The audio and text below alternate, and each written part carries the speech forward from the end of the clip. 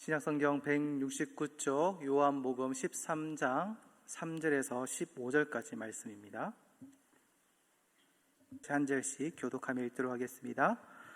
저녁 먹는 중 예수는 아버지께서 모든 것을 자기 손에 맡기신 것과 또 자기가 하나님께로부터 오셨다가 하나님께로 돌아가실 것을 아시고 저녁 잡수시던 자리에서 일어나 겉옷을 벗고 수건을 가져다가 허리에 두르시고 이에 대야에 물을 떠서 제자들의 발을 씻으시고 그 두르신 수건으로 닦기를 시작하여 시몬 베드로에게 이르시니 베드로가 이르되 주여 주께서 내 발을 씻으시나이까.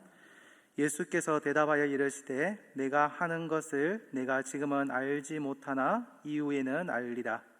베드로가 이르되 내 발을 절대로 씻지 못하시리이다. 예수께서 대답하시되 내가 너를 씻어주시 아니하면 내가 나와 상관이 없느니라. 시몬 베드로가 이르되 주여 내 발뿐 아니라 손과 머리도 씻어 주옵소서. 예수께서 이르시되 이미 목욕한 자는 발밖에 씻을 필요가 없느니라.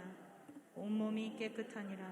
너희가 깨끗하나 다는 아니니라 하시니 이는 자기를 팔 자가 누구인지 아심이라. 그러므로 다는 깨끗하지 아니하다 하시니라. 그들의 발을 씻으신 후에 옷을 입히시고 다시 앉아 그들에게 이르시되 내가 너희에게 행한 것을 너희가 아느냐. 너희가 나를 선생이라 또는 주라 하니 너희 말이 옳도다. 내가 그러하다. 내가 주와 또는 선생이 되어 너희 발을 씻었으니 너희도 서로 발을 씻어주는 것이 옳으니라. 15절 함께 읽겠습니다. 내가 너희에게 행한 것 같이 너희도 행하게 하려 하여 본을 보였노라. 아멘.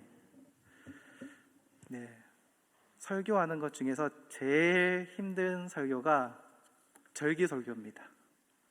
특히 이 고난주간, 성탄절, 부활주의. 왜냐하면 다른 주일은 다른 본문을 가지고 막 설교할 것들이 참 많을 수 있는데 특히 이 절기 때는 설교하는 게 본문이 보통 한정되어져 있잖아요. 근데 그 설교를 아기 때부터 지금까지 얼마나 많이 들었겠습니까? 많이 들었으니까 또 저거 뭐 뻔한 거 그런 느낌이 들 수 있으니까 설교를 준비하는 게 쉽지가 않습니다. 근데 저는 아직 담임 목사는 아니고 부목사이다 보니까 절기 설교를 할 일이 그렇게 많지 않습니다. 부서에서 설교를 하니까 부서에서는 그냥 이 절기가 어떤 의미야 라고 얘기하면서 좀 다른 살만 붙이면 되는데 이 강단에 서서 어른들을 대상으로 절기 설교한다는 게 쉽지는 않습니다. 근데 이 설교를 준비하다가 오늘 본문을 선택을 했고요. 이 본문을 선택하고 이 설교를 준비하다가 어느 목사님께서 설교 중에 얘기하셨던 이야기가 갑자기 문득 생각이 났습니다. 그래서 저도 내용이 그냥 예전에 들었던 기억이라서 기억을 더듬었다 보니까 이게 과연 실제로 있었던 이야기일까? 아니면은 그냥 지어낸 얘기일까? 그냥 예화일까? 궁금해서 찾아보다 보니까 이 광림교회에 은퇴하신 김선도 목사님이라는 분이 계신데 아마 그분이 군목으로 있을 때 있었던 이야기인 듯합니다. 저도 추정입니다. 사실 정확한 건 저도 잘 모르겠습니다. 근데 이 목사님께서 군목으로 있을 때 정말 열심히 사역을 하셨습니다. 다른 사역자들은 잘 하지 않았던 그 옛날에 1960년대니까 좀 많이 옛날이었습니다. 이 목사님이 열심히 사역하시면서 이 명절 되면 또 그런 마음 아픈 것들 있잖아요. 부모님 못 뵙는 것. 특히 뭐 우리 쉽게 갈 수 있을 때는 별로 애틋하지 않은데 못 갈 때 되게 애틋하잖아요. 그러니까 그 마음들이 있으니까 이 초소들을 돌면서 그 병사들을 다독 거려주면서 뭐 차라든지 뭐 한 개 갖다 주면서 힘들지 하고 이런 게 한번 도덕거려주면은 그 친구들이 주일이 되면은 어김없이 예배당에 앉아 있는 겁니다. 그러니까 참 열심히 사역을 하셨습니다. 근데 병사들만 사역하는 게 아니라 장교들한테도 참 열심히 사역을 했는데 그러다가 이제 단장이 되시는 분께서 어느 날 교회에 나오기 시작한 겁니다. 그냥 왔다 가시겠지. 교회 안 다니셨던 분이시거든요. 교회 왔다 그냥 가시겠지라고 싶었던 겁니다. 근데 하루가 오고 이틀이 오고 자주 오시되면은 어느 순간 사병들을 모아놓고 이제 파티 같은 거 하거나 뭐 회식 같은 거 할 때에 얘기하다가 술 같은 거 쫙 꺼내놓고 하시는 말이 나 이제 예수 믿기로 했다. 그러니까 필요한 사람이 다 들고 가라. 난 이제 술, 담배 안 할 거니까. 라고 선포를 하시고 교회에 나오기 시작한 겁니다. 그러면서 여기까지가 이게 이 목사님의 일화에 있던 내용이었고, 제가 들었던 얘기를 덧붙이면은 그때는 장군으로 저는 들었습니다. 장군이 이 목사님한테 왔고, 제가 이제 교회를 나오고 예수를 믿고 세례도 받고 이렇게 하는데, 이제 내가 이 교회에서 섬길 일이 무엇이겠습니까? 그러니까 단장이고 장군이면은 힘이 막강하잖아요. 군목이면은 실제로 보면은 자기 미치잖아요. 그럼에도 불구하고 섬길 게 뭐가 있겠습니까? 라고 물었을 때에 무엇을 얘기했냐면은, 다른 거 하실 필요 없고 주일날 오셔서 주보 접으시고 반갑게 인사하면서 주보 나눠주세요. 어떤 느낌이 드십니까? 아니, 단장이고 그만큼 군대에서는 계급이 권세 아닙니까? 그만큼 힘 있는 권세를 가지고 있는데, 그만한 능력이 있는데 기껏 얘기하는 게 주보 접고 주보 나눠주세요라는 거였습니다. 아마 어쩌면 그분 마음이 내 힘이 어느 정도인지 모르시나? 라는 생각이 들었을지도 모르겠습니다. 그런데 그게요, 어마어마한 파장이 일어나는 겁니다. 어떤 일요? 처음에 또 왔는데 장군이 앞에 서서 있으니까 군대 편안하게, 그러니까 예배드리러 편안하게 막 쩔레 오고 있는데 주석! 벌어지지 않겠습니까? 근데 막 어서 와요 그러면서 주보 나눠주고, 아이고 힘들죠 하고 주보 나눠주고. 그러니까 어떻게 해요? 이야, 교회 가니까 장군이 주보 나눠주더라, 인사해주더라. 언제 밑에 사람이, 언제 병사가 장군한테 인사받아 볼 일이 있겠습니까? 아이고 어서 오세요 하고 인사받아 볼 일이 어디 있겠습니까? 그러니까 그 인사 한번 받아보려고 병사들이 군대에 미어 터질 정도로 오기 시작하는 겁니다. 미어 터질 정도로 오다 보니까 하나님의 말씀을 듣게 되고 그들의 삶이 변화되어지게 되고 하나님께 믿음이 들어가는 일들이, 역사들이 일어난다는 거예요. 이 높은 사람이 자기의 것들을 내려놓고 대접받으려는 걸 내려놓고 겸손하게 딱 내려오니까 그런 역사들이 일어나는 겁니다. 세상은요, 나의 이익을만을 바라보고 살아갑니다. 그렇잖아요. 내가 뭘 잘할 수 있는지, 내가 이걸 하면 뭘 받을 수 있는지, 그거를 먼저 생각합니다. 그런데 우리는 어떤 삶을 살아야 됩니까? 나의 이익이 아니라 내가 헌신하고 섬기고 이타적인 삶을 살았을 때에, 그런 삶을 사는 사람을 보았을 때에 우리는 그 사람을 기억하고요, 그 사람을 존경하고 그 사람을 대우하게 됩니다. 그 사람이 높은 지위에 있다, 그 사람이 권력을 가지고 있다, 많은 재산을 가지고 있다, 우리는 그것만으로 존경하진 않잖아요. 그래서 명예라는 말이 있잖아요. 명예라는 것이 내가 돈이 많다고 명예가 있어지는 겁니까? 그건 아니잖아요. 그 사람의 인격과 그 사람의 무언가 있는, 어쩌면은 노블리스 오블리제라는 말처럼 가지고 있는 사람들이 베풀 때에 그 베품으로 인하여서 우리가 그 사람을 존경하고 그 사람을 높이는 일들이 벌어집니다. 높은 사람이 종의 모습으로 섬기면은 그 사람을 우러러보는 겁니다. 빚도 없이 섬기는 자로 낮아지면은 사람들이 그 인격에 감동을 하게 되는 겁니다. 섬기는 자는 도리어 섬김으로 인해서 어떻게 되는 겁니까? 높아지는 역사들이 일어나는 거죠. 남을 높이고 대접하면은 내가 낮아지는 것처럼 느껴집니다. 그런데 도리어 내가 낮게 섬기면은 도리어 남이 나를 높게 높여주는 겁니다. 예수님께서 말씀하실 때 그런 얘기를 하셨잖아요. 잔치집에 갔을 때에 상석으로 가지 말아라. 어디로? 낮은 자리로 가라. 왜요? 혹시 네가 상석으로 갔을 때 처음에는 괜찮게 높은 자리에 있다가 주인이 너보다 더 높은 사람이 왔을 때 너 보고 저 밑으로 가고 그분을 오고, 내가 높아지려고 그 자리에 갔는데 도리어 낮춰지는 역사들이 일어난다. 그런데 내가 낮은 자리에 있을 때 도리어 주인이 나를 높은 곳으로 옮겨준다라는 말이었습니다. 우리가 섬기는 것, 오늘 제목이 무엇입니까? 섬김의 본이 되신 예수님.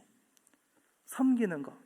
우리가 섬기는 게 낮아지는 거고 다른 사람보다 못해지는 것 같은 느낌이 들지만은 아니요, 도리어 내가 낮아지고 남을 섬겼을 때 내가 높아지는 겁니다.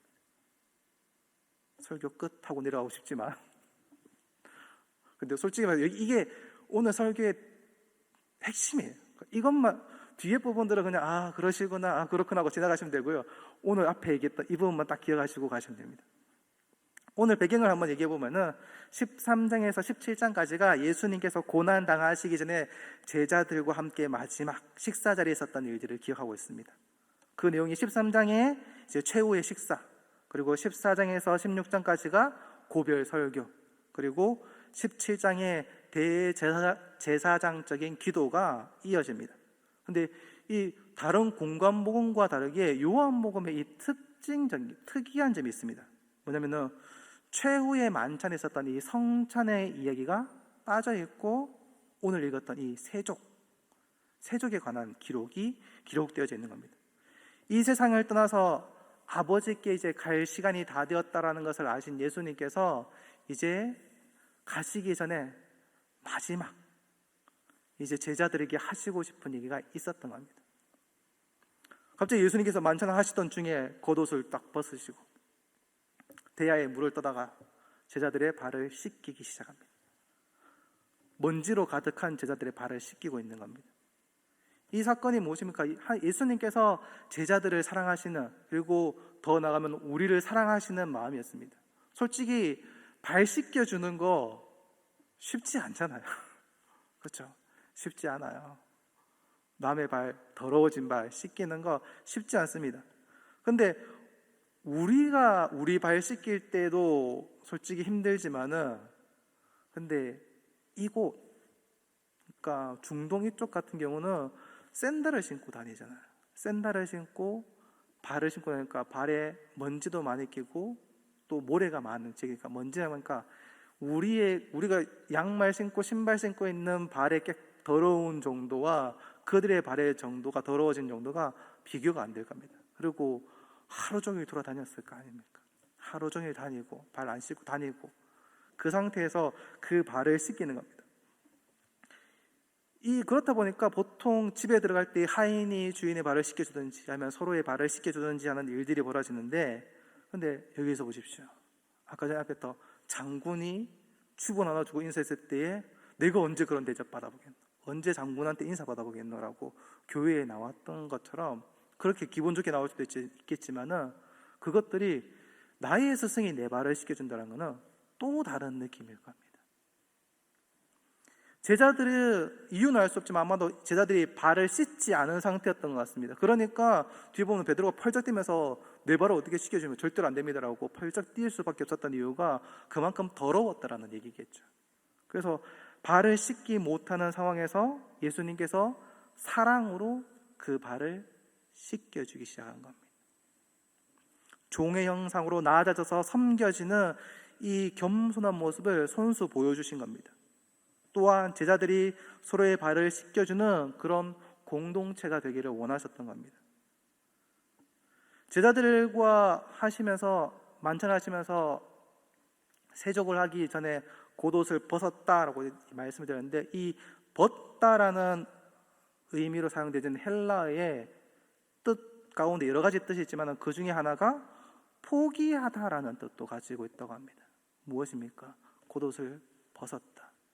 그러니까 스승으로서 대우받기를 원하는 그것들을 내려놓고 포기하고 겸손하게 섬기신 겁니다. 이게 제자들을 사랑하신 예수님께서 자신의 것을 포기하고 낮아지신 모습으로 그들에게 다가가신 것입니다. 또한 거기다 허리에 두르다, 옷을 걷어서 허리에 두르다라는 이 헬라어 역시 섬기는 종의 적극적인 섬김의 뜻을 내포하고 있다고 합니다. 예수님은 스승임에도 불구하고 낮아지셔서 종의 모습을 취하시고 이 일들을 행하신 겁니다. 예수님께서 말씀하셨잖아요. 내가 섬김을 받으러 온 것이 아니라 도리어 섬기러 왔노라. 도리어 섬기러 왔노라. 이 예수님께서 마지막이잖아요. 이제 이 시간이 지나고 나면 십자가에 달려 돌아가셔야 됩니다.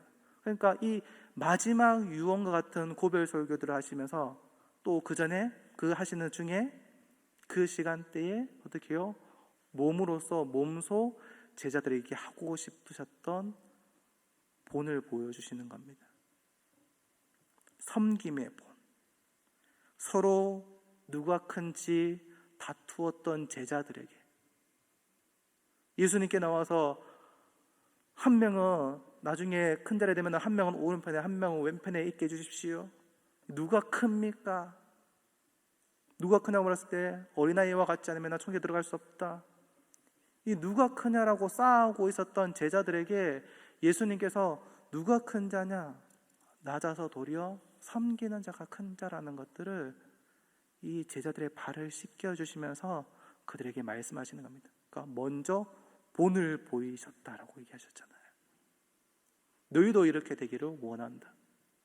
그게 지금 우리에게도, 나도 너도 우리 다 그런 섬김의 본의 자리에 있는 자가 되기를 원한다 라고 말씀하시는 겁니다.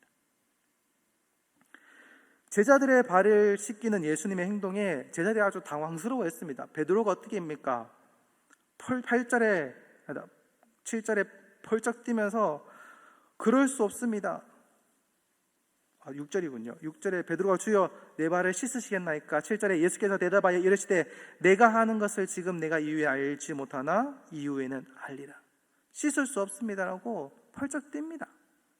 근데 그럴 때에 왜냐면 발이 더러우니까 그 발 씻기는 것들 발 내어놓는 게 민망하잖아요. 그러니까 그래도 가끔 교회에서 세족식 할 때 있잖아요. 그렇죠? 세족식 할 때 가끔 재밌는 거는 세족식 한다고 얘기 안 했지만은 선생님께서 지금 쉬는 시간이니까 가서 더러우니까 발 좀 씻고 와 라는 말을 하고 애들 보내는 경우들이 왕왕했죠. 왜? 너무 더러우면은 그 발 씻기는 선생님들 너무 힘드니까. 그래서 발 좀 씻고 와 하면 그런 일을 얘기하기도 합니다. 그 양말 벗고 와. 애들은 뭣도 모르고 그냥 발 씻고 양말 안 신고 들어와서 세족식을 합니다. 그런데요, 생각해 보십시오. 내 발이 세족식 할 때 내가 중학생, 고등학생이라 생각하시고 내가 세족식을 해요. 근데 내 발을 봤어요. 내 발이 냄새가 좀 많이 나. 발 생기게 좀 못생겼어. 발가락 사이에 때도 많이 꼈네? 세족식의 순간이, 나의 순간이 점점 다가오고 있어요. 그럼 어떨까요? 제가 만약 중고등학생이면요, 도망가고 싶을 겁니다. 그러니까 아무것도 뭣도 모르면은 상관없는데요, 좀 뭔가 생각이 있으면요, 내 이 더러운 발을 선생님이 이거 본다고? 안 돼! 내 옆에 친구들이, 애들이 세수하니까 내 발 보고 내 옆에 발 보고 이런 경우도 있어요.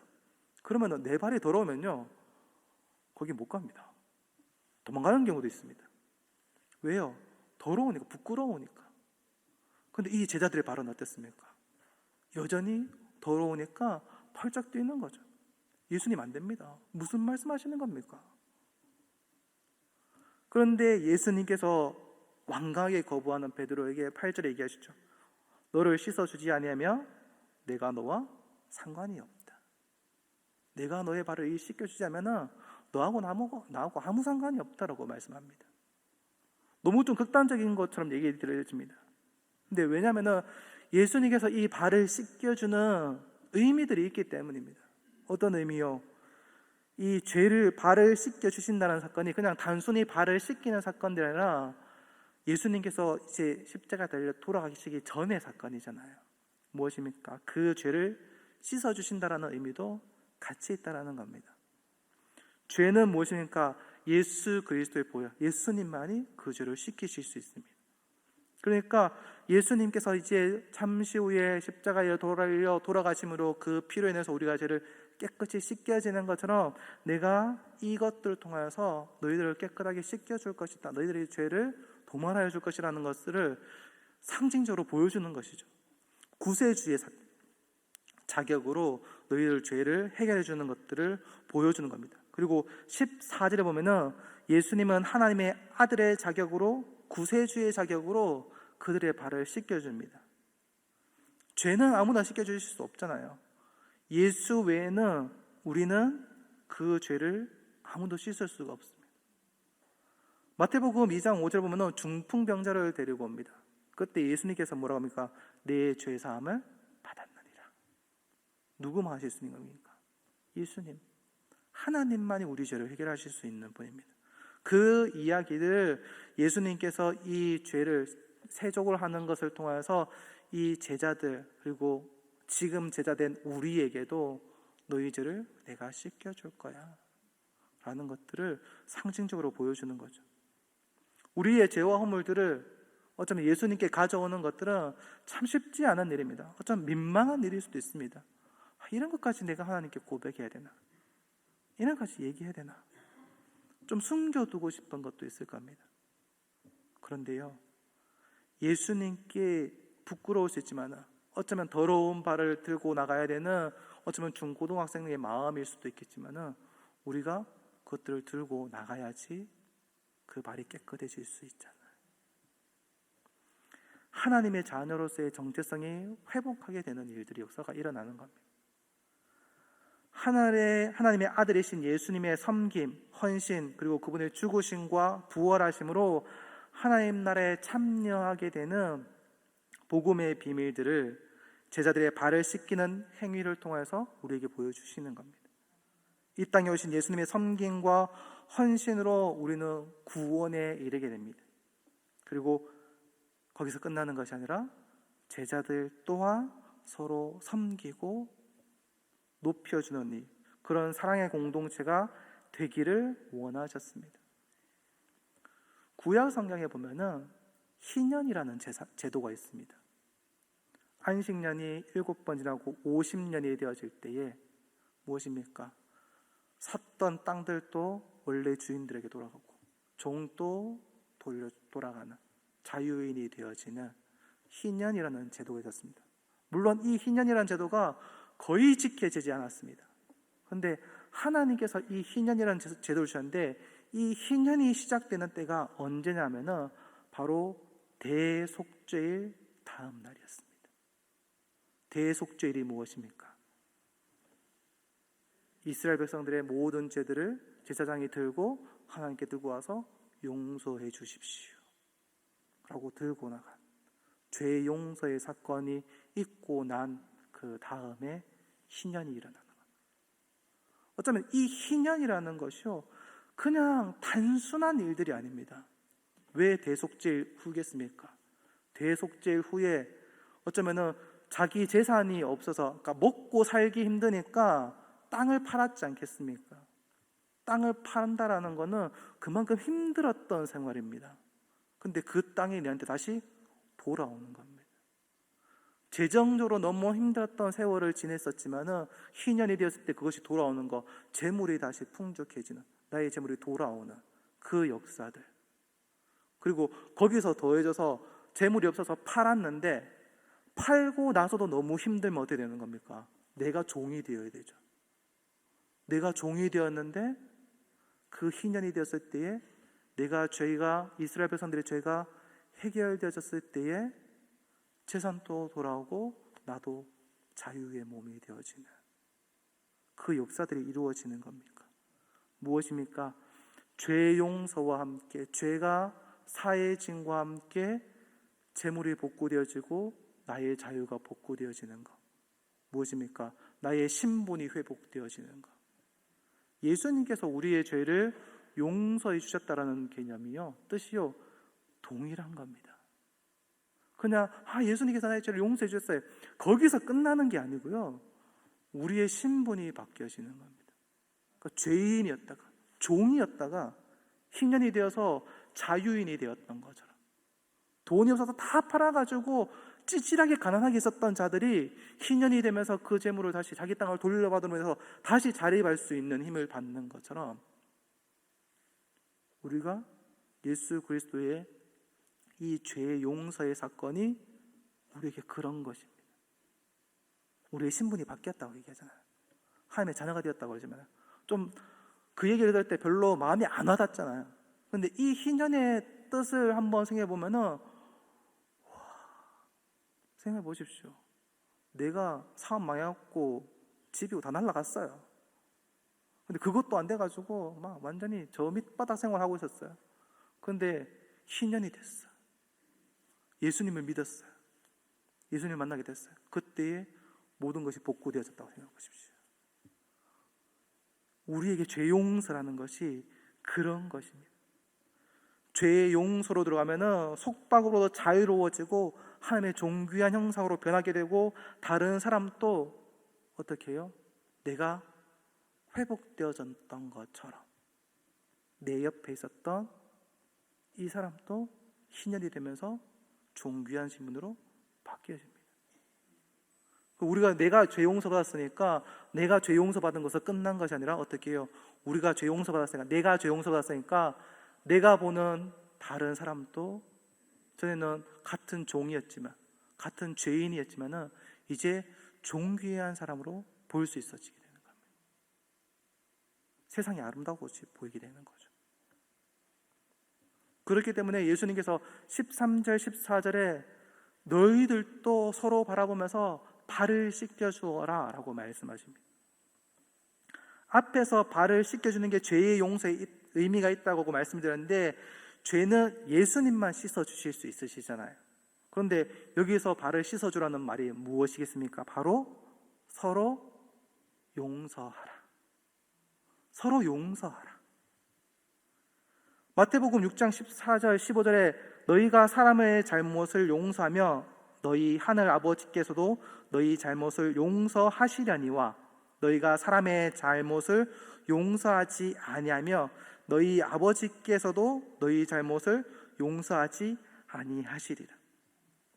예수님께서 피 흘려서 우리 죄를 용서하셨던 것처럼 너도 이제 용서받았잖아.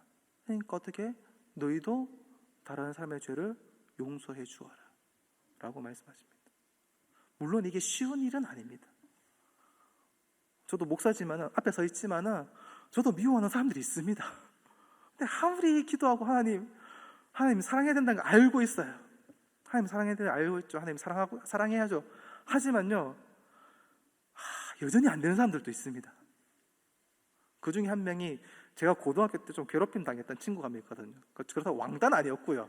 저를 괴롭히는 친구가 한 명이 딱 있었어요.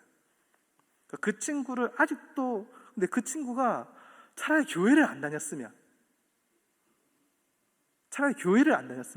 예수님을 믿는 친구가 아니었으면 차라리 그냥 지나갔을 수도 있을 것 같아요. 그런데요, 그 친구도 교회 다니는 친구였어요. 물론 열심히 신앙생활 하는 친구는 아니었고 약간 좀 겉도는 친구였던 것 같지만, 그 교회가 안 가봤으니까 모르겠지만 그 친구가 저를 좀 한 번씩 괴롭힐 때가 있었어요. 늘 괴롭힌 건 아니었지만, 근데 그 친구를 지금 생각하면은, 내가 지금 그 친구를 만나면은 용서할 수 있을까? 기본적으로 안녕, 왜 여기, 못할 것 같아요.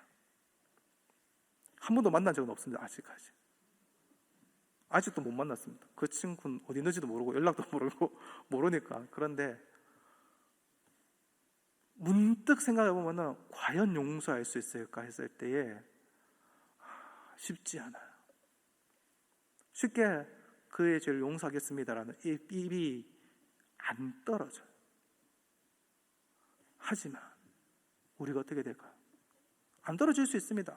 여전히 미워하는 그 마음이 안 사라질 수 있습니다. 근데 그럼에도 불구하고 어떻게 해요? 우리가 하나님 알고 있습니다. 그런데 내 마음이 안 됩니다. 우리가 해야 될 거 뭐예요? 딴 거 없죠. 하나님 용서할 수 있는 마음 달라고 부지런히 기도해야 되죠. 그래서 한 번씩, 특히 이제 설교 준비하다 그 생각이 떠오를 때가 있거든요. 그러면은 한 번씩 기도합니다. 길게도 못하고 짧게, 하나님 용서하는 마음을 한번 좀 허락해 주십시오. 근데 아직까지도 해결이 안 돼요. 근데 우리가 어쨌든 그럼에도 불구하고 너희가 용서하라고 하셨던 그 말씀들을 우리가 기억하고 우리의 마음을 부단히 다루어야 되겠죠. 예수님께서 용서하라고 하셨던 것처럼, 예수님께 자신을 팔았던 가룟 유다를 바라보았던 것처럼, 자신에게 비난하는 바리새인들과 그들의 모습을 바라보았지만 예수님께서 십자가에 사셨던 말씀 무엇입니까? 하나님, 저들이 자기의 죄를 모릅니다. 용서하여 주옵소서.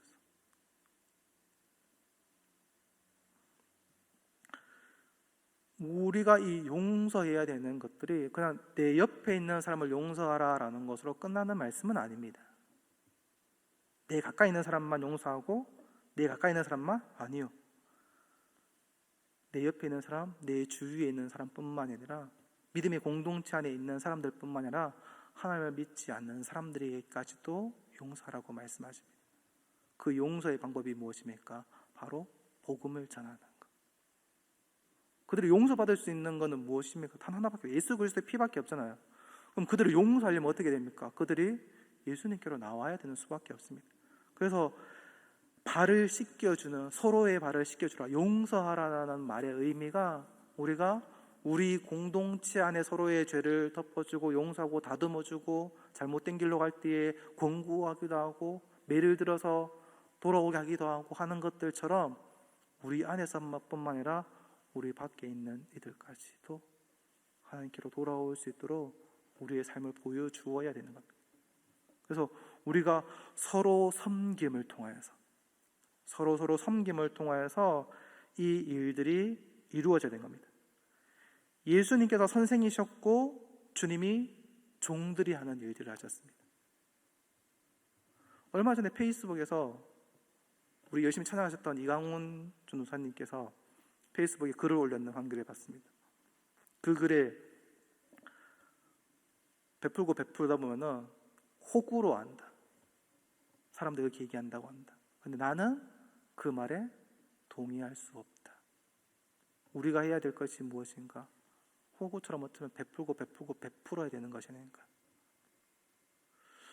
그 말을 보면서 저는 거기에 대해서 전적으로 동의하지 못하는 사람이었습니다. 그 글을 보고 나서도 라는 생각이 했습니다. 근데 오늘 본문을 준비하면서 이 섬기라 라는 말씀을 보면서 갑자기 그 이강훈 전사님께서 호의가 계속되면 호구인 줄 안다라는 그 말들이, 흔히 하는 그 말들이 어쩌면 우리가 호구가 되어질지도 모르겠다라는 생각이 들었습니다. 종으로 낮아지는 것, 섬기는 것, 그것들을 세상 사람들은 이제 그렇게 무식하게 그렇게 섬기고 있으면은 그냥 호구, 물주 정도 보고 그냥 만만하게 본다라고 말을 합니다. 근데 어쩌면은 그런 묵묵한 섬김이 있을 때에 그들이 결국 내 자리가 비었을 때에 다시금 나를 되돌아보았을 때에 그분이 참 그래도 그래 맞아, 그분이 예수님 믿는 분이었지, 맞네, 그분이 그렇게 섬기셨는데, 그렇게 알 날이 있지 않겠습니까? 어쩌면 우리가 호구처럼 보여지고 잘해주면 자꾸 베풀어주면은 그냥 그렇게 하고 뭐 이용해 먹으려는 것처럼 쉽게 보일 수도 있습니다. 어쩌면 그렇게 볼 겁니다. 근데 그럼에도 불구하고 우리가 사랑을 가지고 예수님께서 선생이지만은 종의 모습으로 낮춰서 그들을 섬기셨을 때에 지금 우리가 다 알고 있지 않습니까? 내가 섬길 때에 그 당시엔 아무도 모를 수도 있습니다. 근데 그 섬김이 진행되어졌을 때에 나중에는 그 섬김의 가치를 다른 사람들이 알아줄 겁니다. 아니, 다른 사람이 몰라줄 수도 있습니다. 하지만 누가 알고 계십니까? 바로 하나님이. 찬양 중에 세상이 당신을 모른다 하여도 주님의 그 일을 마음에 새겼네. 세상이 당신을 모른다 하여도 그 이름 하나님의 마음에 새겨요. 이 찬양을 치셨던 분이 한 선교사님이 모여가지고 예수전도단에 이제 간사님이신데 선교사님들이 오셔가지고 이 사역에 대해서 얘기하시는 분이었는데 그 청양지셨던 선교사님, 지금 선교사님을 알고 있는데 그 간사님, 그때 당시 간사님이 10년 이상 간사로 있었습니다. 그러니까 어지간한 해외에 있던 선교사님도 거의 다 압니다. 근데 생전 처음 보는 선교사님이 오셨던 겁니다. 그것도 선교제 거의 10년 넘게 있으시다가 한 번 들어왔대요. 선교 대회에 있어서. 근데 그 섬김을 본인이 모르면은 이 예수전도단에서 아무도 모르는 사람인 겁니다. 근데 그분을 보니까 들었던 마음이 하나님, 어떻게 여기서 내가 모르면은 저 선교사님 아무도 모르는데 어떻게 저렇게 어렵게 힘들고 있는 거 아무도 모르게 저렇게 방치해 두실 수 있느냐고. 하나님 너무한 거 아니냐고. 하나님 어떻게 저렇게 열심히 사역하고 사랑하는 마음으로 아이들 섬기고 오지에서 섬기는데 어떻게 저렇게 내버려 둘 수 있냐고 하나님께 따지듯이 기도를 했다고 합니다. 그때 하셨던 하나님이 마음을 주셨던 것들이, 야, 세상이 아무도 모른다 할지라도 저 선교사는 내 마음에 새겨져 있어, 내 안에 있어 라고 말씀하시는 겁니다. 우리의 섬김, 어쩌면은 아무도 모를 수 있습니다. 아무도 기억하지 못할 수 있습니다. 하지만은 누가요? 하나님이 그 섬김을 기억하고 있다라고 말씀하십니다. 내 마음에 새겼다고 말합니다. 그리스도의 공동체는 서로의 발을 씻겨주는 공동체입니다. 서로 섬기며 사랑할 때에 놀라운 시너지를 발휘하는 공동체가 바로 우리의 공동체입니다. 발을 씻기는 공동체는 서로의 연약함을 인정하고 용서하는 공동체입니다. 그 안에서 죄책감으로 자유롭게 되고 놀라운 치유의 힘들이 일어나게 되는 겁니다. 교회 공동체는 죄책감으로 단절되고 서로 사랑으로 이끌어내어서 함께 주님의 손과 발이 되는 공동체로 나아가는 겁니다. 그리스도인들은 그리스도의 죄 용서를 받은 사람들입니다. 내가 용서받았기 때문에 다른 사람도 용서할 수 있는 겁니다. 내가 죄 용서받았고 새로운 신분으로 회복되어졌기 때문에 내가 다른 사람을 종으로 보는 것이 아니라 존귀한 자로 볼 수 있는 겁니다. 저와 여러분들이 이렇게 섬기기를 원합니다. 왜 섬겨야 됩니까? 바로 예수님께서 먼저 본을 보이셨기 때문입니다. 신년에서 말씀드렸던 것처럼 우리를 회복시켜 주셨기 때문입니다. 내가 회복되었기 때문에 다른 사람도 회복된 사람으로 볼 수 있는 겁니다.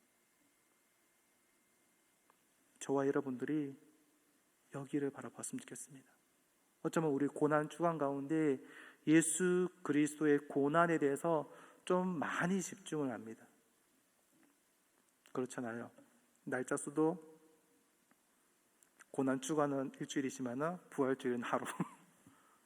근데 우리가 이 예수 그리스도의 고난, 예수님께서 나를 위해서 돌아가셨지라는 것들에만 그것도 생각해야 됩니다. 고민해야 됩니다. 하지만 너무 그것에만 갇혀있지 않기를 합니다. 도리어 이때에 예수님께서 그런 고난을 받으시면서까지 우리에게, 나에게 하시고자 하는 말씀은 무엇이었을까라는 겁니다.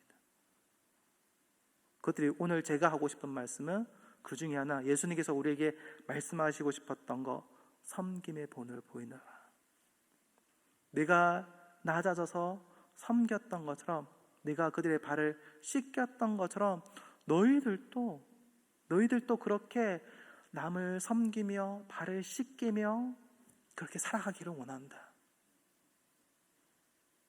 저와 여러분이 그런 섬김의 공동체가 되기를 주님의 이름으로 축원합니다. 기도하겠습니다. 하나님 아버지, 감사합니다. 우리를 불러주셨고 우리를 선택하여 주셨고 우리를 사랑하시고 우리를 회복하여 주셔서 감사합니다. 오늘 이 본문의 말씀을 우리가 읽어보면서 하나님이 우리를 얼마나 사랑하시는지를 다시금 생각하게 됩니다. 그리고 예수 그리스도께서 십자가에 달려 돌아가시기 전에 우리에게 하시고자 하는 말씀이 무엇이었는지를 다시금 또한 기억하게 됩니다. 너희들이 내가 섬겼던 것처럼 너희도 옆에 있는 지체들을 섬기기 원한다. 하나님, 우리가 섬길 수 있는 자가 되게 하여 주옵소서. 우리가 용서할 수 있는 자가 되게 하여 주옵소서. 예수님의 이름으로 기도합니다. 아멘.